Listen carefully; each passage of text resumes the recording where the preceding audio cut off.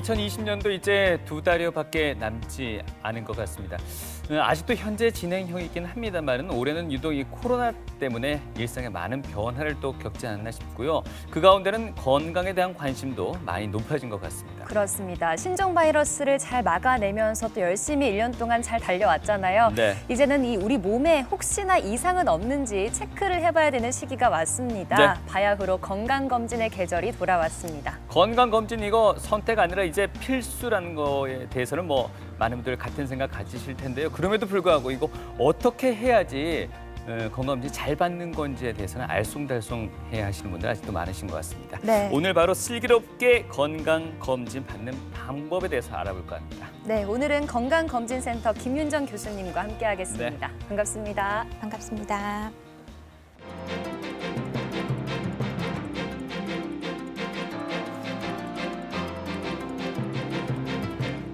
한 치 앞도 알기 어려운 인생에서 나 스스로를 되돌아볼 수 있는 소중한 기회 건강검진. 언제 싹 틀지 모르는 몸속 질병의 씨앗을 찾아내기 위해 소화기내과 전문의 김윤정 교수가 나섰다. 자신의 건강을 지키는 첫걸음 건강검진. 주기적으로 받는 것이 좋지만 그렇지 못한 사람들이 더 많은데 의료진들은 시민들에게 건강검진의 중요성을 알리고 더 정확한 진단을 하기 위해 늘 고민이다.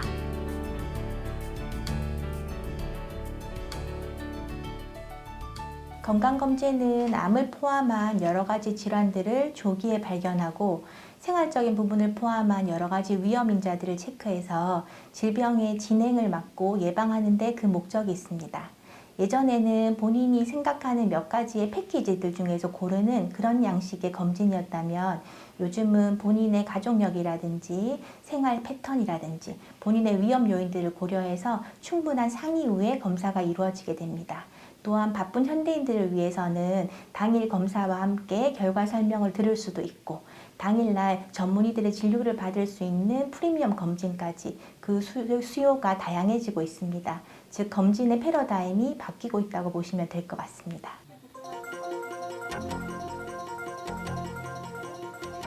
많은 이들이 피하고 싶어하는 그 이름 내시경 검사.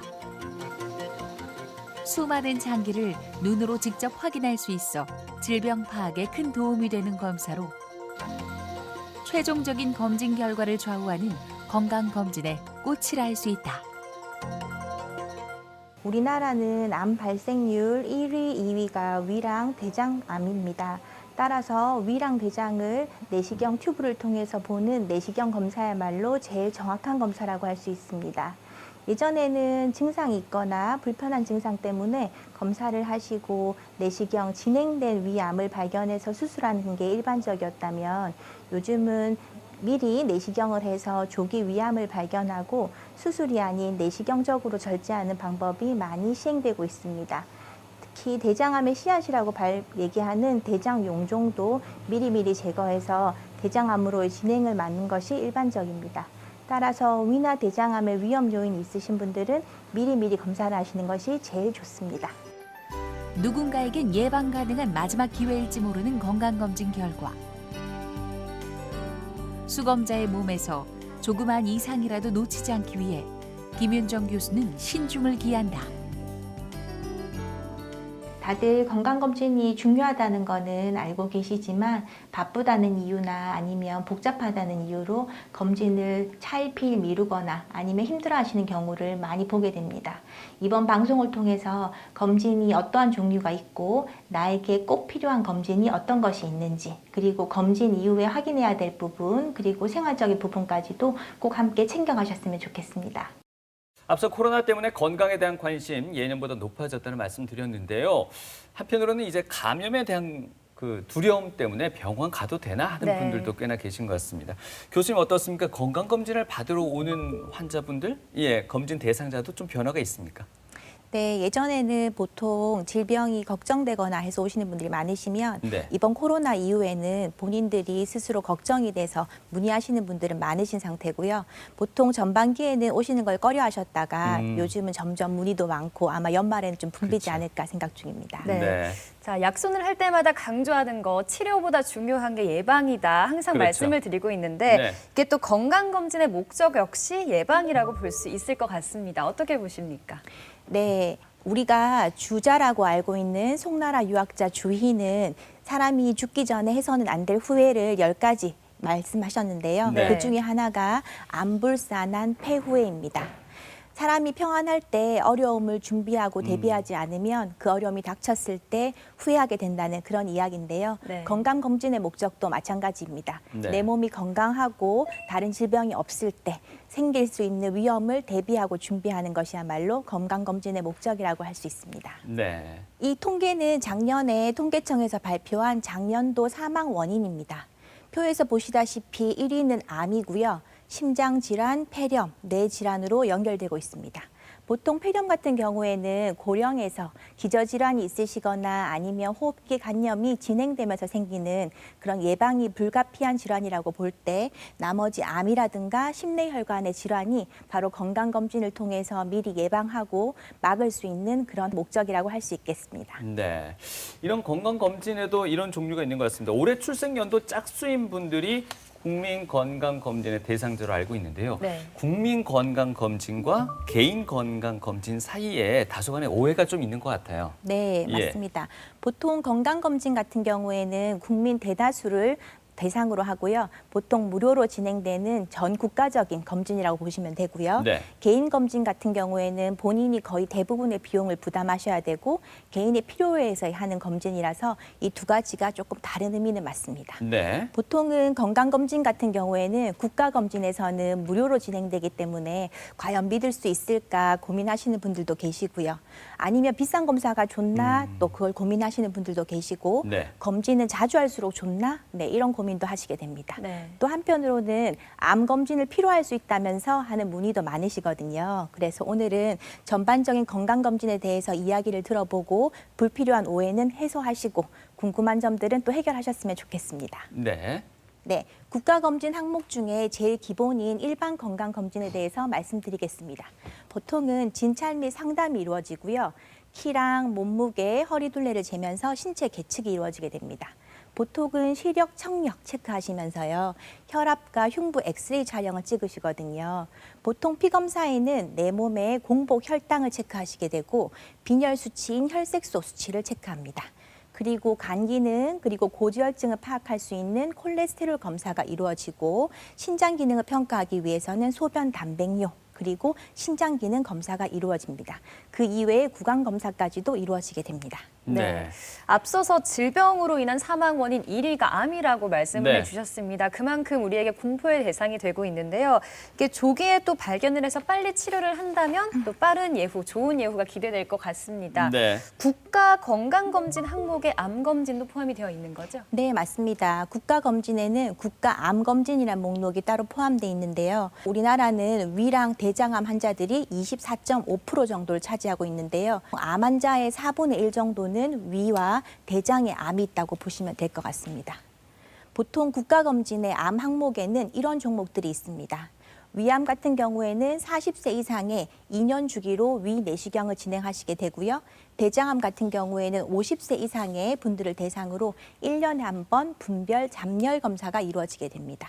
간암 같은 경우에는 40세 이상의 고위험군, 고위험군이라고 하면 B형, C형 간염 보균자라든지 간 경변증이 있으신 그런 분들의 대상이 되는데요. 그런 분들은 6개월에 한 번씩 간 초음파랑 피검사를 진행하게 됩니다. 폐암 같은 경우에는 이번에 새로 도입된 검사 항목 중에 한 가지입니다. 54세 이상의 30년갑 이상의 흡연자들을 대상으로 2년에 한 번 저설량 흉부 CT를 시행하게 됩니다. 네. 여자분들 같은 경우에는 자궁경부암과 유방암 검사가 있습니다. 20세 이상의 여성들에게는 2년에 한 번 자궁경부 세포 검사가 이루어지고요. 40세 이상의 여성들을 대상으로 유방암 검사는 2년에 한 번 유방 영상 촬영이 이루어지게 됩니다. 네. 올해부터 국가건강검진 항목에 폐암이 추가되면서 6가지 암에 대한 검진이 가능해졌다 이 말씀이신 것 같은데요. 네. 비용 문제는 어떨까요?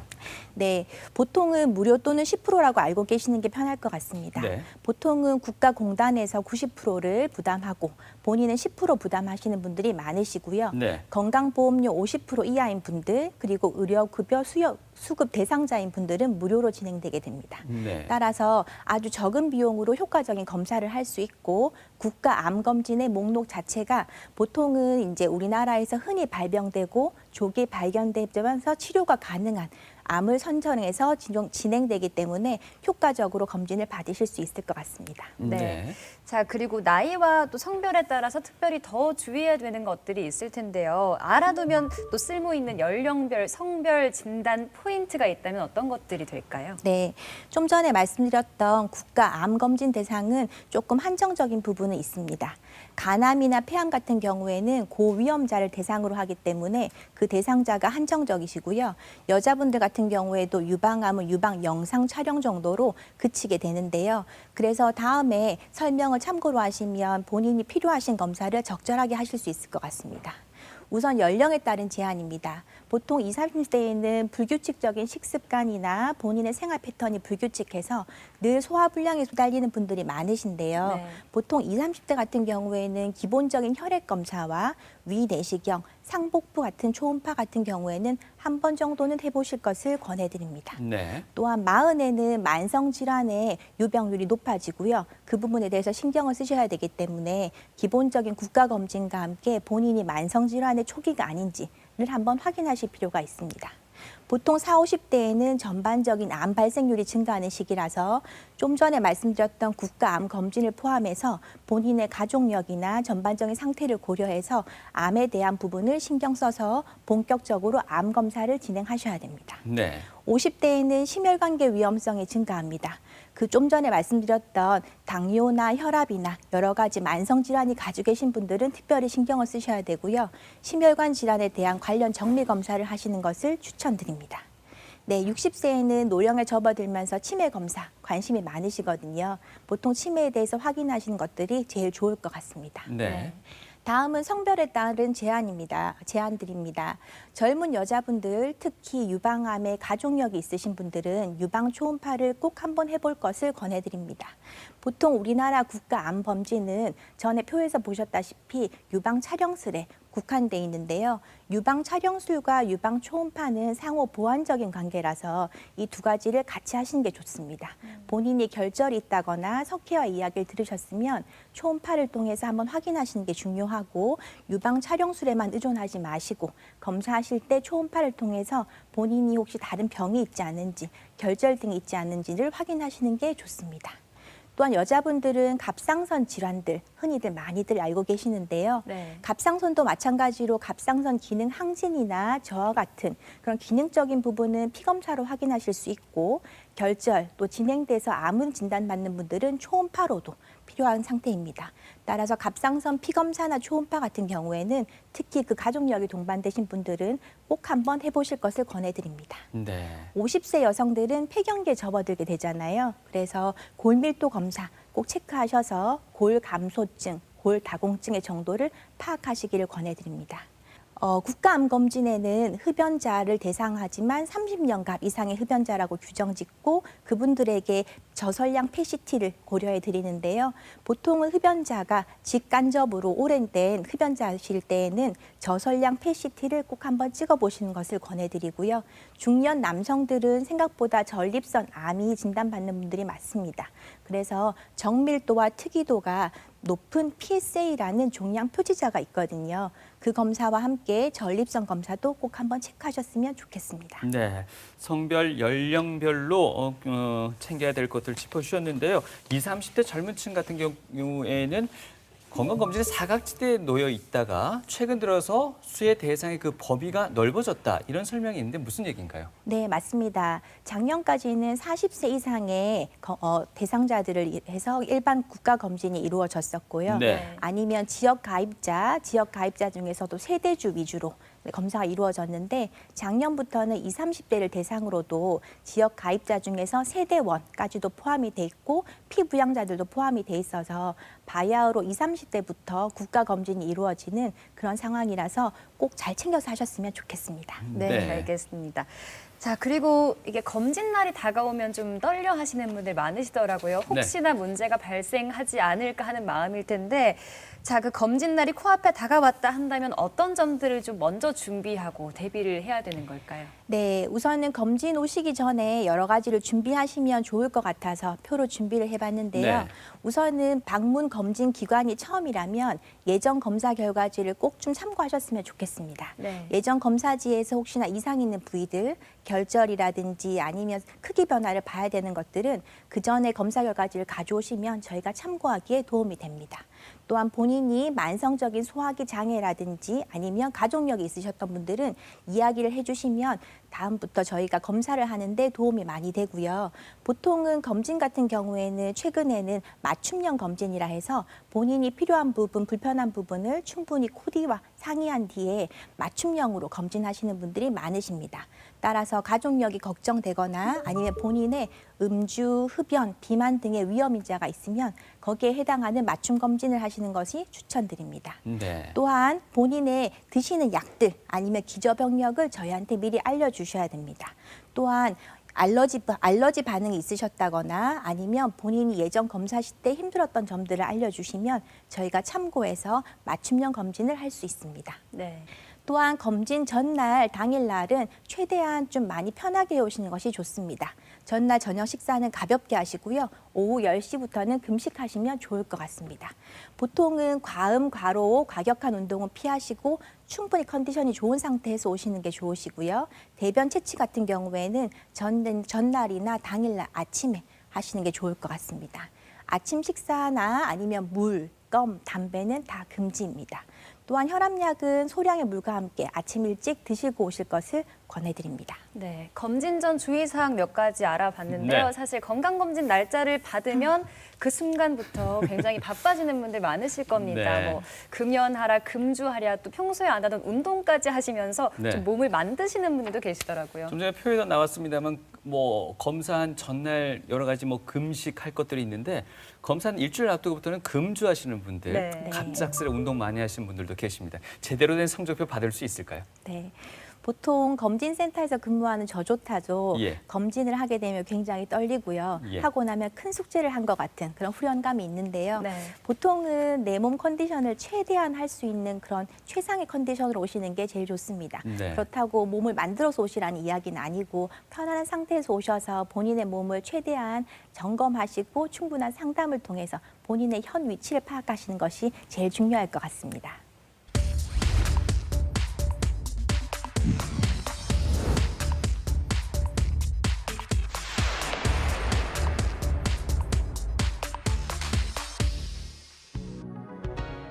연말이 다가오는 시기 1년간 혹사한 몸을 점검하고자 하는 사람들이 검진센터에 줄을 서곤 한다. 시작에 앞서 안내사항을 전달받은 후 차례대로 시작되는 검진. 건강검진의 가장 기본인 체열부터 안과 검진, 폐활량 검사, 초음파와 엑스레이 검사 등 순서대로 검진이 이루어지고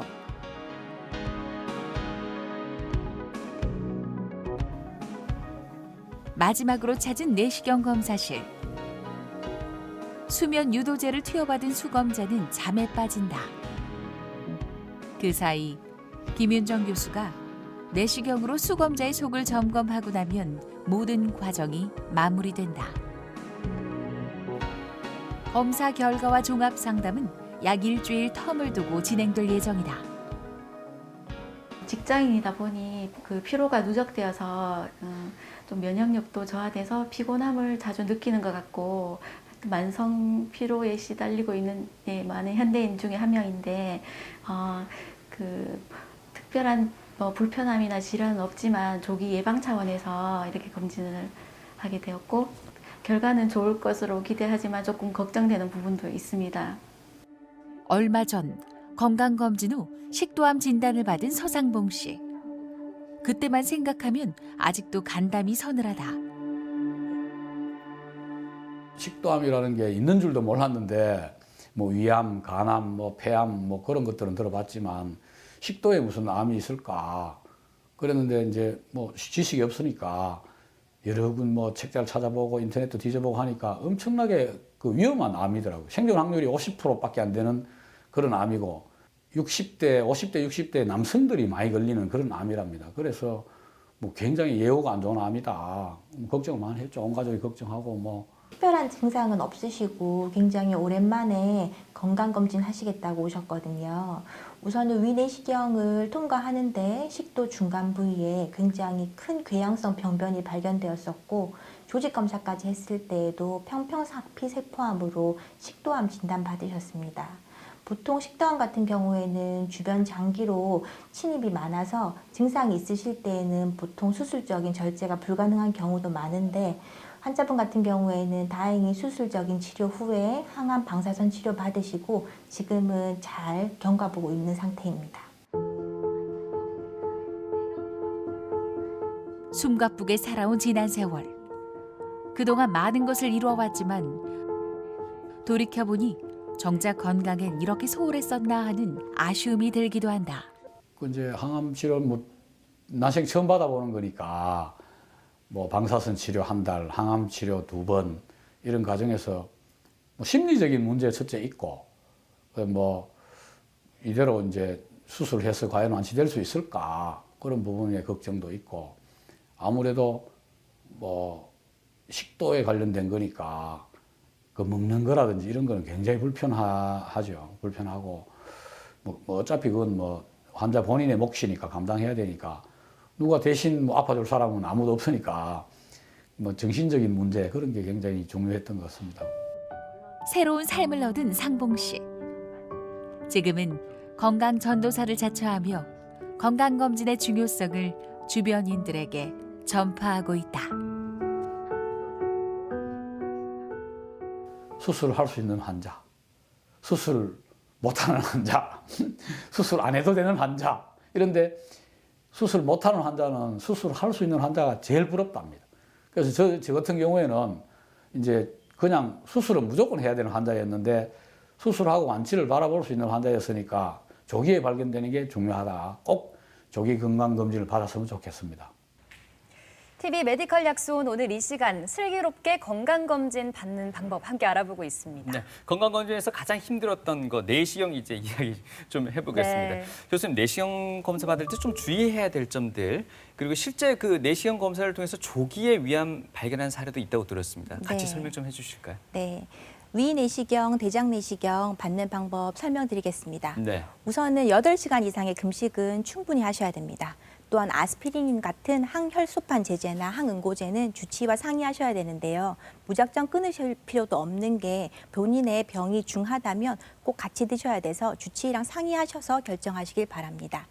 혈압약 같은 경우에는 아침에 소량의 물과 함께 복용하셔야 되고 당뇨약이랑 인슐린은 안 드시고 오시는 게 좋습니다.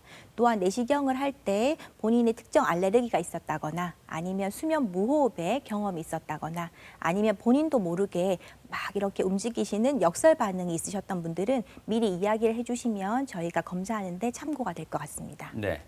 다음은 저희가 건강검진에서 조기 위암을 발견된 케이스를 하나 보여드릴 텐데요. 네. 46세 남자분이십니다. 작년 같은 경우에는 위내시경 정확한 검진에서는 특이사항 없으셨던 분인데요. 올 9월 달에 검사했을 때 이렇게 후벽 쪽으로 작은 궤양병변 발견되었습니다.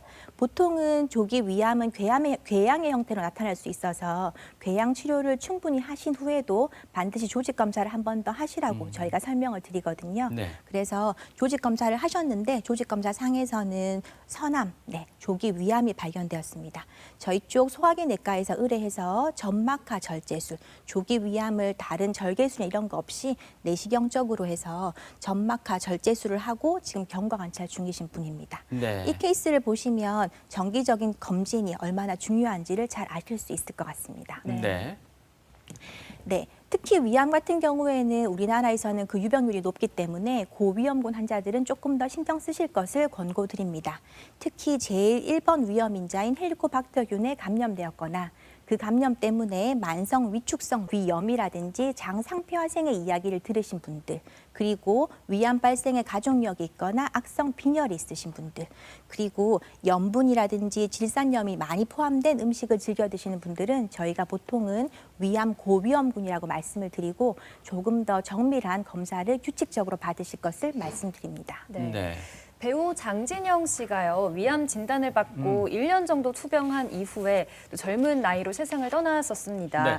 이렇게 20, 30대 젊은 층에서도 발병률이 점점 더 높아지고 있는데 이게 위암의 경우에 젊은 층에서 나타나면 더 치명적이다 이렇게 들었는데 왜 그런 건가요? 네, 보통은 우리나라의 위암은 전체적인 암 발병률의 1위를 차지하고 특히 20, 30대 젊은 암 환자의 사망률 1위가 위암이라고 알려져 있습니다. 보통 젊은 분들의 위암은 미만성 위암의 형태로 나타나는데요. 미만성 위암은 점막 하층에서 시작해서 그 아래 근육층으로 해서 미만하다, 전반적으로 두루두루 퍼지면서 초창기에는 다른 큰 증상이 없다가 병이 진행되거나 다른 부분으로 전이가 일어나면 그때서야 불편한 증상을 느끼시는 분들이 많습니다. 네. 따라서 처음 권고드렸듯이 젊은 분들 불규칙한 식습관이나 소화 불량 때문에 고민하시는 분들은 한 번쯤은 위내시경을 통해서 확인하시는 것이 제일 중요할 것 같습니다. 네. 자, 위에 이어서 이번엔 이제 대장으로 좀 내려와 보겠습니다. 네. 국가 건강검진 항목에 보면은 대장암 검사도 포함되어 있는 것 같은데요. 그걸 분변 검사를 통해서 하더라고요. 네, 맞습니까? 맞습니다. 예. 우리나라에는 국가 암 검진이 분변 잠열 검사로 1년에 한 번씩 하시는 것이 이루어져 있는데요. 분변 잠열 검사는 사실 채취하는 것도 힘들고 그 정확도가 분명치 않아서 사실 저희가 권하는 검사는 아닙니다. 대장은 보시다시피 우측 대장과 좌측 대장 그리고 직장으로 이루어져 있습니다. 따라서 그 부위나 위치에 따라서 증상이 조금 다르게 표현이 되는데요. 우측 대장암 같은 경우에는 체중 감소라든지 만성적인 소화 불량감, 복부 팽만 등을 호소하고 좌측 대장암 같은 경우에는 변비, 혈변 등과 함께 만성적인 장폐색 증상도 호소하는 경우가 있습니다. 따라서 보통 분변 검사로 검사가 충분하냐? 그것은 아니고요. 대장암 환자 중에서 전체의 30% 정도는 분변 잠열 검사에서 음성이라고 이야기를 드리거든요. 네. 그래서 분변 잠열 검사로만으로는 충분하지 않기 때문에 꼭 필요하신 상황이라면 대장 내시경을 확인하시는 게 좋을 것 같습니다. 네. 보통은 대장 내시경을 하시면 제일 힘들다 하시는 게 약 드시는 부분이거든요. 그렇죠. 그래서 검사하실 때 많이 힘들었다는 이야기를 많이 하시는데요. 장 정결이 왜 중요한지를 보여주는 케이스 하나 보여드리겠습니다. 저희 본원에서 내시경을 하셨던 분인데요. 만 63세 남자분입니다. 3년 전에 대장 내시경을 했을 때 특별한 특이소견이 없었습니다. 하지만 장 정결이 잘 되지 않아서 분변이 많이 남아있고 그 당시에는 제대로 된 검사가 이루어지지 않았습니다. 3년 뒤에 이분은 특이 증상 없이 내시경을 하셨는데 여기 보면 상행결장 쪽으로 해서 불룩 튀어나온 용종처럼 보이는 소견이 있어서 조직 검사를 했는데 대장암으로 진단된 케이스입니다. 네, 물론 3년 전에 대장 내시경을 했을 때 장정결이 잘 되었다면 이 부분이 어떤 식으로 있을까 하는 것은 아쉬움이 많이 남는 부분입니다. 네. 그래서 네. 장정결이 중요하다는 거 꼭 인지하셨으면 좋겠습니다. 예. 그러게요. 장정결제 복용하는 게 참 중요한 건 알겠는데 사실 저 같은 경우에도 이 건강검진이 무섭다기보단 이 장정결제 복용이 가장 무섭거든요. 네, 맞습니다. 좀 새로운 현안 방법이 있어야 될 것 같습니다. 네, 우선은 장정결의 새로운 부분들이 좀 많이 소개가 되어 있는데요. 말씀드리도록 하겠습니다. 예전에는 PEG 제제라고 해서 4리터짜리 말통처럼 큰 약을 드셔야 돼서 밤사이에 잠도 못 주무시는데 네. 구토하시고 그다음에 어지럽다 하시고 그러셨다가 그 4리터짜리의 용량이 2리터로 줄어서 그때도 굉장히 획기적이라는 이야기를 들었습니다. 네. 최근에는 1리터짜리 PEG 제제와 함께 아스콜빅 액시드라고 바이타민 C가 섞여 있어서 조금 새큼한 맛 때문에 드시는 분들이 있으셨는데요. 그 또한 1리터의 맛 자체가 점액도 높지만 짠 느낌의 그 네. 느낌 때문에 많이들 싫어하셨습니다. 최근에는 그런 액상제제의 불편함 때문에 먹는 알약으로 해서 정제가 출시되었는데요. 초창기에는 인산나트륨 제제라고 해서 이 정제를 사용을 하다가 신기능에 저하가 된다는 보고가 있어서 최근에는 사용하고 있지 않고요. 최근에는 경구 황산나트륨 정제라고 해서 새로 개발된 약대가 있습니다. 총 28알을 드셔야 되는데요. 전날에 14알, 그리고 그 다음날 14알 이렇게 물과 함께 드셔야 됩니다. 효과나 전반적인 환자 수능도 면에서는 많이 좋아진 거로 보고 있고, 물론 14알 드시고 나서도 충분한 물을 섭취하셔야 되는 것을 잊지 않으셔야 될 것 같습니다. 네. 하지만 알약으로 개발된 이 정제가 나온 이후로는 대장 내시경, 장정결 힘들어서 못 하신다는 분은 아마 없어지시지 않을까 하는 기대가 됩니다. 네. 이런 장정결제를 복용하실 때에는 검사 당일날 드시는 것보다는 이틀에 나눠서 분할용법으로 하시는 것이 좀 더 효과적으로 알려져 있습니다. 전날 반 정도로 드시고요. 그 다음날 아침녘에 다시 나누어 드시는 것이 당일날 드시는 것보다는 훨씬 효과적이고, 마지막 복용은 검사 4시간 전에, 그리고 최소한 2시간 전에는 모든 복용이 끝나야 됩니다. 또한 젊은 분들 말고 고령에서는 이런 장정결제 드시고 나서 탈수되거나 아니면 고나트륨 혈증 때문에 힘들어하시는 분들이 있으시거든요. 그래서 충분한 양의 수분 섭취를 잊지 마셔야 됩니다. 또한 내시경을 하다 보면 이런 찌꺼기들이 굉장히 많이 보입니다. 참외나 수박, 포도씨 같이 점막에 달라붙는 씨 같은 것들을 피해 주셔야 되고요. 특히 미역, 다시마, 해조류와 섬유질이 많이 섭취된 나물류 등은 일주일 전부터 제하시는 것이 도움이 될 겁니다. 네. 그래도 장정결제가 이제 좀 용량도 줄어들었고 알약으로도 나온다고 하니까 부담을 훨씬 더 줄일 수는 있을 것 같습니다. 네. 자, 대장 내시경 검사에서 용종이 발견된다면 네. 뭐 그 자리에서 제거한다는 말도 들어본 것 같은데 보통은 어떻게 치료를 하게 되나요? 네, 보통 용종 같은 경우에는 대장암의 위험 요인이라서 미리미리 제거한다는 거는 이제 많은 분들이 알고 계십니다. 다음 케이스에서 보시다시피 기본적으로 선종이 오랜 시간을 거치면 암의 성분으로 변해서 보통은 대장암을 예방하는 가장 획기적인 방법이 용종 절제라고 보시면 될 것 같습니다. 보통은 용종 절제를 하는 방법은 이렇게 용종 절제술이라든지 아니면 제거하는 여러 가지 방법 등으로 용종을 제거하게 되는데요. 연구에 따르면 이런 선종을 미리미리 제거해서 용종이 없어지면 대장암을 70%에서 90% 정도 예방할 수 있다는 보고가 있고, 대장암의 사망률도 53% 감소할 수 있다는 이야기가 있어서 이제는 미리미리 선제적으로 용종을 제거해서 대장암의 위험성을 낮추는 것이 다들 권고되고 있는 상황입니다. 네. 보통은 용종 제거하고 나서 제일 먼저 물으시는 게 다음번 검사 언제 할까요? 물으시는 분들이 많으시거든요. 대장암, 특히 고위험군들은 보통 용종을 제거했을 때 10mm 이상의 용종이 있거나 아니면 용종이 3개 이상 있거나 아니면 10mm 이상의 톱니 모양의 용종이 있을 거나 용종의 조직검사상에서 고도 이형성을 보이면 그분들은 대장암의 고위험군이라고 저희가 말씀드립니다. 이분들은 보통은 3년 이내에 검사 받으실 것을 권해드리고, 그렇지 않는 분들은 용종이 암의 성분과 함께 서서히 자라는 데는 5년 이상의 시간이 걸리기 때문에 5년 내에 검사를 하셔도 충분할 것 같습니다. 네. 또한 10개 이상의 용종이 있거나 용종을 제거하였을 때 불완전 또는 분할 절제했을 때에는 그 추적 검사 기간이 조금씩 달라지게 되는데요. 보통은 검사 시술하실 의사 선생님의 판단을 들어보시고 다음번 추적 검사의 시기를 정하시는 게 제일 좋을 것 같습니다. 네. 자, 지금까지 위, 대장까지 알아본 것 같습니다. 근데 또 하나 이제 계절적으로 심내혈관 질환이 상당히 또 걱정되는 시기이기도 한데요. 네. 이 또한 건강 검진을 통해서 이상 징후를 저희가 찾아낼 수 있는 건가요, 교수님? 네, 맞습니다. 보통 심내혈관 또 많이 두려워하시기도 하고 네.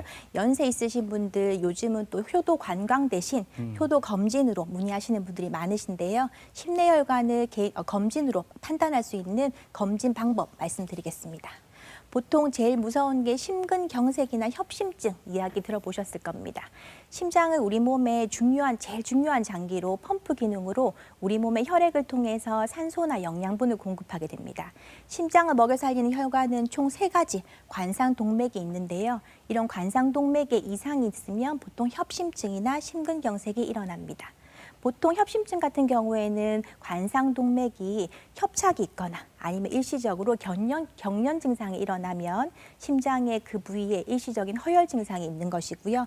심근경색 같은 경우에는 실제로 혈전이나 아니면 연축 등에 의해서 막혔을 때 그 주변 부위가 괴사가 일어나는 것이 심근경색입니다. 따라서 관상동맥 CT라는 검사를 통해서 관상동맥의 상태를 아실 수 있는데요.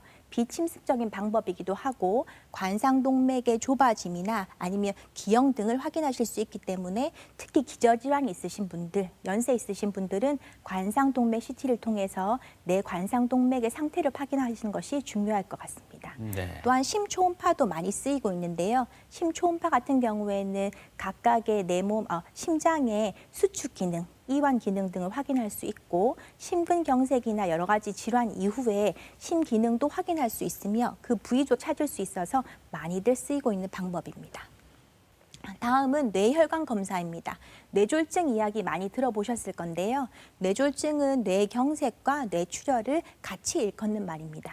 뇌경색 같은 경우에는 만성적인 혈관의 동맥 경화라든지 심장에서 날아간 혈전들 때문에 뇌 쪽으로 허열 증상이 있는 것을 이야기를 하고 뇌출혈 같은 경우에는 만성적인 고혈압이나 조절이 안 되는 고혈압 같은 경우에 뇌 쪽으로 출혈이 있을 수 있고요. 그리고 뇌동맥류에 의해서 지주막하 출혈이 있을 수 있습니다. 이런 전반적인 뇌졸중을 저희가 검진으로서도 미리 확인할 수 있는데요. 왼쪽에 보시면 MRA 사진 보실 수 있을 겁니다. 네. 머리 혈관에 특히 뇌 쪽으로 가는 혈관의 상태를 보고 혈관에 기형이 있다거나 아니면 뇌동맥류가 있다거나 아니면 일시적으로나 만성적으로 좁아진 부분이 있는 것을 확인하실 수 있기 때문에 큰 증상이 없으셔도 MRI 검사를 통해서 나의 뇌졸중의 정도를 확인하실 수 있습니다. 또한 이 부분은 경동맥 초음파인데요. 심장에서 머리로 가는 혈관, 즉 올라가는 목 부위의 목동맥을 확인해서 만성적인 좁아짐이나 아니면 혈전이 없는지를 확인하실 수 있습니다. 네. 자, 이렇게 뇌혈관 검사까지 알아봤는데요. 네. 고령화 사회로 갈수록 또 걱정되는 뇌 질환이 있습니다. 이게 또 세상에서 가장 슬픈 병이라고 불리는 치매 환자도 점점 늘고 있습니다. 65세 이상일 경우에는 10분 중에 1분 정도는 또 치매를 경험하게 된다고 하는데 어떻습니까? 네. 한 번 걸리면 뭐 당사자는 물론이고 가족까지 힘듭니다. 이 또한 건강검진으로 사전에 확인할 수 있을까요? 네, 맞습니다. 보통은 치매의 30%는 혈관성 치매라고 이야기를 해서 네. 좀 전에 말씀드렸던 MRA라든지 경동맥 초음파 같은 혈관 질환을 확인하실 수 있고 제일 대표적인 퇴행성 질환의 일환인 알츠하이머 같은 경우에는 포도당 PETCT를 통해서도 확인하실 수 있습니다. 네. 사진에서 보시면 정상인들에게는 포도당 PETCT에서 뇌의 실질적인 구조에 포도당 대사가 원활히 일어나는 것을 볼 수 있습니다. 피질과 손해 그리고 피지라 구조물에 골고루 포도당 대사가 잘 이루어진 것을 볼 수 있는데요. 알츠하이머 같은 경우에는 초기, 중기, 말기로 갈수록 축두엽이나 두점력 쪽으로 해서 포도당 대사가 감소하는 것을 볼 수 있고 초기에서 말기로 진행될수록 그 포도당 대사가 감소하기 때문에 치매, 특히 알츠하이머 병을 알 수 있는 중요한 도구로 쓰이고 있습니다. 또한 알츠하이머 병의 기전은 머릿속에 있는 뇌 속의 아밀로이드 침착이라고 볼 수 있는데요. 네. 아밀로이드 PETCT가 보통은 많이 쓰입니다. 정상에서 보시면 큰 이상이 없는데 인지장애가 진행되고 알츠하이머 병에 갈수록 머릿속에 아밀로이드 침착을 확인하실 수 있습니다. 보통은 인지기능 저하가 있으신 분들 아밀로이드 PETCT를 통해서 아밀로이드 침착 여부를 확인하시면 단순한 인지감 장애의 문제인지 아니면 알츠하이머로 진행되는 상태인지를 확인하실 수 있기 때문에 많이들 선호하고 있는 검사입니다. 네. 검사를 했을 때 그 속도 같은 걸 좀 미리 예방하거나 늦출 수 있는 말씀이신가요? 네. 보통은 인지 기능을 확인해서 본인의 진행 정도를 알 수 있는데요. 아까 초기, 중기, 말기의 상황을 통해서 내가 어느 정도 진행돼 있는지도 확인하실 수 있고 또 제대로 된 알츠하이머인지 아니면 단순한 인지장애인지도 구별할 수 있기 때문에 많이 선호되고 있습니다. 알겠습니다. 자, 또 검진을 받고요. 결과가 나오기까지 많이들 초조해 하실 겁니다. 그렇죠. 혹시나 문제가 있진 않을까 두려운 네. 마음, 또 불안한 마음 가득이실 텐데 그래서 결과지를 받더라도 이걸 확인을 또 미루게 되기도 하더라고요. 미루기도 하고요. 본다고 해도 확인하는 것, 저 같은 경우는 체지방률 하나 확인하고 네. 당 수치가 어떻게 변화가 있나 확인하고 다음에는 이제 종합소견서 마지막에 나오는 페이지만 확인합니다. 이러면 안 되겠죠. 안 될 것 같은데요. 보통은 저희는 종합 소견지라도 꼭 좀 확인하라고 말씀을 드리는데요. 보통은 결과지 받으시면 제대로 보시지 않거나 네. 다음번 검진까지도 펴보지도 않으시는 분들이 있으십니다. 네. 대장 내시경 같은 경우에는 작년에 검사상에서 특별한 이상이 없으셨는데 이번에도 장정결제 잘 비우고 오셔서 혹시 다른 이상이 있으세요 물어보면 제가 작년에 대장 검사를 했나요? 라고 물으시는 분도 있으시거든요. 그래서 본인의 검사 결과에 대해서 조금 간과하시는 분들이 많긴 합니다. 네. 네, 검진 후에는 사실 꼼꼼한 체크가 중요합니다. 시간과 노력을 들여서 하는 검사이신 만큼 이 검진 결과에 대해서는 충분히 인지를 하시는 게 중요하신데요. 보통은 우편으로 받으시거나 모바일로 받으시는 분도 있으시고 아니면 전화를 통해서 저희 코디네이터나 의료진이랑 상담하시는 분도 있으신데 사실 제일 좋으신 거는 의료기관을 방문해서 직접적인 상담을 받으시는 것이 제일 중요합니다. 네. 보통은 검진 주치의라는 개념을 말씀드리고 싶은데요. 혈압이나 당뇨 있으신 분들은 본인이 다니시는 병원이 있고 거기서 정기적으로 혈당이라든지 혈압을 체크하시는데 검진도 보통은 일정한 검진 기관을 정해 두시고 그 검진 결과를 토대로 검진 주치의를 잘 활용하시는 것이 중요할 것 같습니다. 이전 검사와 비교해서 어떤 이상이 있는지 그리고 이번에 눈여겨봐야 될 검사가 무엇인지를 직접 만나서 이야기를 들으시는 것이 제일 중요합니다. 네. 보통은 혈당 같은 경우에는 공복 혈당이 99라고 보통 정상으로 표기는 되지만 저희 의사들이 봤을 때에는 특히 또 그 전이나 그 전후를 봤을 때에는 그 검사 결과가 단순히 정상이라고 여겨지지 않는 분들도 꽤 많으십니다. 따라서 저희가 판단할 때 대사증후군이라든지 전반적인 만성 질환의 위험성이 높은 분들도 있으시기 때문에 단순한 결과를 정상 비정상으로 보지 마시고 반드시 방문 상담이나 아니면 주치의 제도를 잘 활용하셔가지고 검사 결과를 챙기셨으면 좋겠습니다.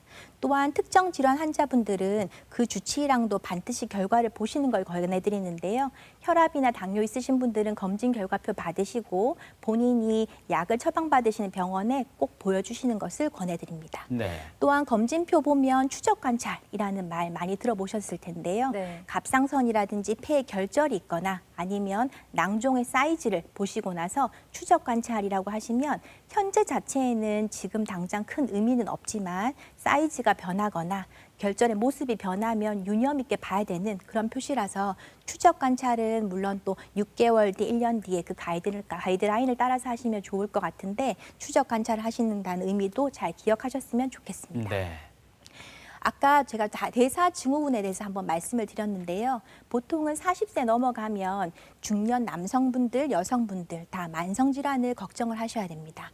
대사증후군이라는 것은 보통 이 5가지를 말씀을 드리는데요.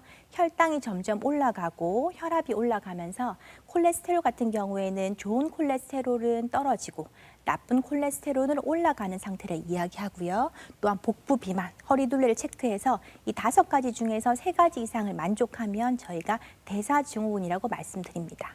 보통 대사증후군이 중요한 이유가 이런 분들이 1년, 2년 시간이 지나고 나면 그분들이 당뇨병으로 이행될 확률도 3배 이상 증가하게 되고 보시다시피 심혈관계, 뇌혈관의 위험성이 높아지기 때문에 검진 결과표를 보시면 특히 내가 대사증후군에 소견이 보이지 않는지 그리고 그 전에 비해서 이런 부분들의 변화가 있지 않은지를 꼭 한번 체크하셨으면 좋겠습니다. 또한 국가검진을 잘 활용하셨으면 좋겠는데요. 서두에 말씀드렸던 것처럼 우리나라 건강검진 프로그램은 굉장히 잘 되어 있는 프로그램입니다. 따라서 그 검진도 잘 활용하셔야 되는데요. 건강검진표는 다양한 방법들로 확인하실 수 있습니다. 이메일이라든지 각종 홈페이지, 앱에서도 확인을 하실 수 있고 실제로 본인의 모바일 앱에서도 본인이 올해인지 내년인지 대상 연도와 함께 나는 어떤 검사가 포함이 되어 있는지 대상 목록도 확인하실 수 있습니다. 또한 올해와 더불어서 그전 검사 결과지도 확인하실 수 있으셔서 본인이 대사증후군으로 가는 길목이 아닌지 아니면 나의 이상 수치가 어떤 것인지는 한번 확인하셨으면 좋겠습니다.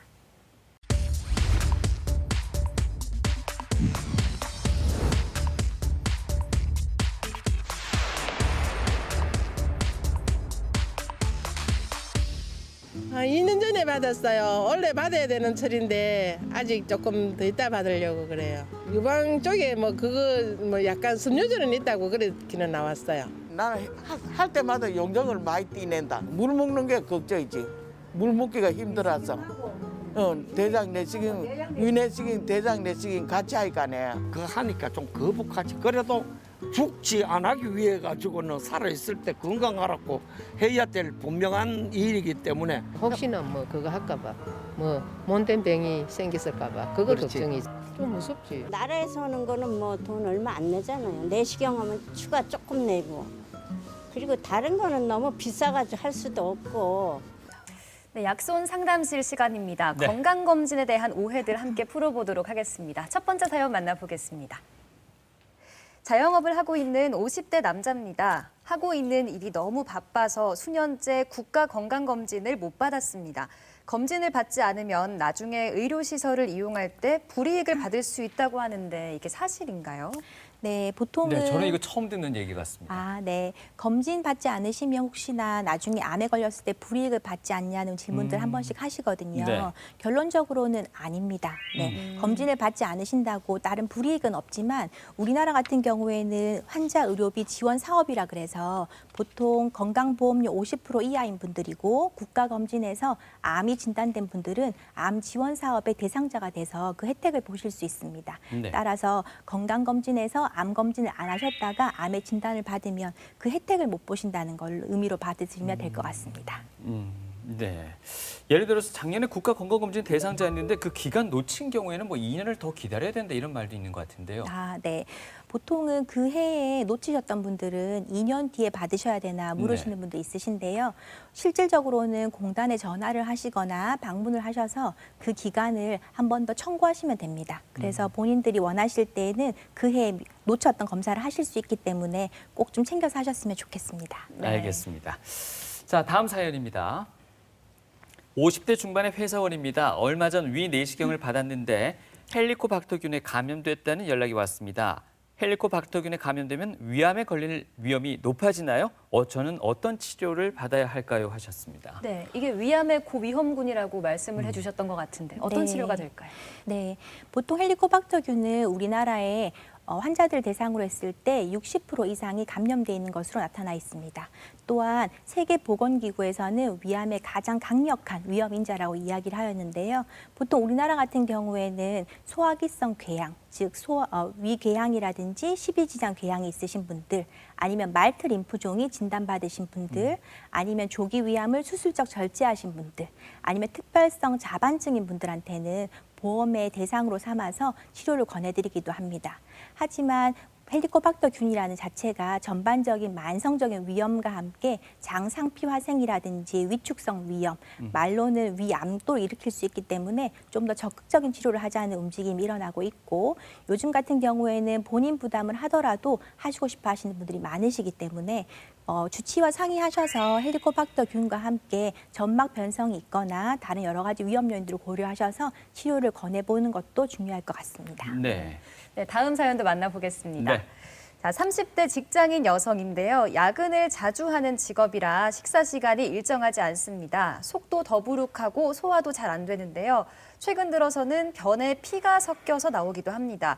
혹시 대장암일까요? 내시경 검사를 받아봐야 할까요? 보내주셨어요. 혈변까지 보셨다니까 얼마나 놀라셨을까 싶습니다. 어떤가요?